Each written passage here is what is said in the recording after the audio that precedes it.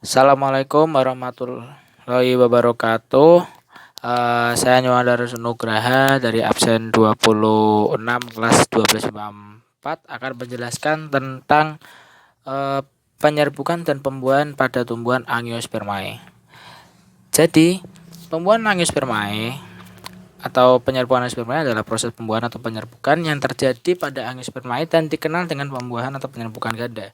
Proses pembuahan ini biasanya diawali dengan penyerbukan atau polinasi, yaitu penempelan putik serbuk sari ke kepala putik. Bahkan sel vegetatif pun bergerak ke buluh serbuk sari yang menuju bakal buah atau disebut dengan ovarium. Jadi pada gametogenesis pada tumbuhan Angiospermae terdiri atas mikrosporogenesis dan megasporogenesis. Perkembangan gametofit Angiospermae atau serbuk sari dan kantung embrio. Serbuk sari berkembang di dalam sporangia atau kantung serbuk sari, pada kepala sari, dan pada ujung serbuk sari. Di dalam masing-masing kantung terdapat banyak sekali mikrosporosit, yaitu sel-sel diploid yang akan menjadi serbuk sari. Meiosis akan membentuk 4 mikrospora haploid dari masing-masing mikrosporosit. Masing-masing mikrospora kemudian mengalami suatu pembelahan mitosis yang menjadi suatu butiran serbuk sari. Suatu gametofit jantan yang belum dewasa yang terdiri atas sel generatif dan sel pembuluh. Serbuk sari memiliki dinding tebal dan keras. Serbuk sari ini akan menjadi gametofit jantan dewasa ketika sel generatif membelah membentuk 2 sel sperma.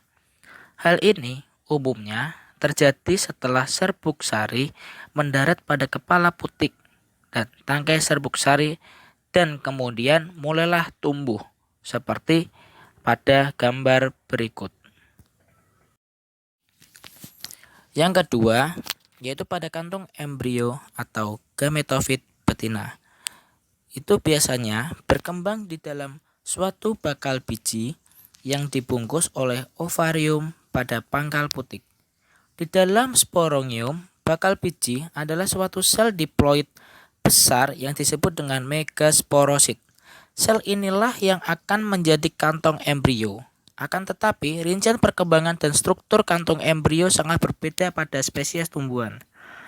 Pada kasus yang digambarkan di sini, megasporosit membelah secara meiosis dan menjadi 4 sel haploid. Akan tetapi, hanya satu yang bertahan hidup sebagai megaspora. Hal ini berbeda dengan pembentukan serbuk sari, di mana keempat produk meiosis itu terus membentuk gametofit. 3 pembelahan mitosis megaspora membentuk kantung embrio, suatu gametofit multiseluler betina, maka pada satu ujung kantung embrio itu adalah telur dan 2 sel sinergit. 3 sel antipodal berlokasi pada ujung yang berlawanan. Sel tengah yang besar memiliki 2 nukleus yang disebut dengan nukleus polar. Bakal buah sekarang terdiri dari kantung embrio bersama-sama dengan intergumen atau biasa disebut dengan jaringan pelindung pada sekitarnya. Jadi, pada pembuahan ganda pada Angiospermae, yaitu pembuahan yang terjadi pada tumbuhan berbiji terbuka, di mana akan terjadi 2 proses pembuahan untuk menghasilkan embrio dan cadangan makanan. Pembuahan pada tumbuhan adalah meleburnya atau menyatunya inti sperma dan ovum yang terjadi di pasar putik untuk membentuk embrio tumbuhan. Dalam tumbuhan tingkat tinggi dikenal dengan 2 macam, yaitu pembuahan tunggal dan pembuahan ganda. Pembuahan tunggal terjadi pada Gymnospermae atau tumbuhan berbiji terbuka, sedangkan pembuahan ganda itu terjadi pada tumbuhan Angiospermae atau tumbuhan berbiji tertutup. Pada Angiospermae mengalami pembuahan ganda untuk membentuk embrio dan cadangan makanan atau biasa disebut dengan endosperma. Disebut juga dengan pembuahan ganda karena memang terjadi 2 kali proses pembuahan, yaitu 1. Peleburan inti generatif. 1. Dengan ovum sel telur membentuk zigot yang akan berkembang menjadi embrio. Kedua, yaitu peleburan inti generatif. 2. Dengan inti kandung lembaga sekunder membentuk endospermae atau cadangan makanan.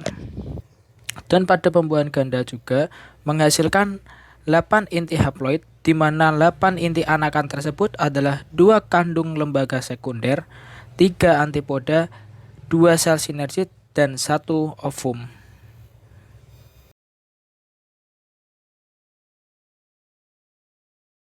Oke, sekian dari presentasi saya dan video saya. Apabila ada kurang dan lebihnya serta kesalahannya dari saya, mohon maaf.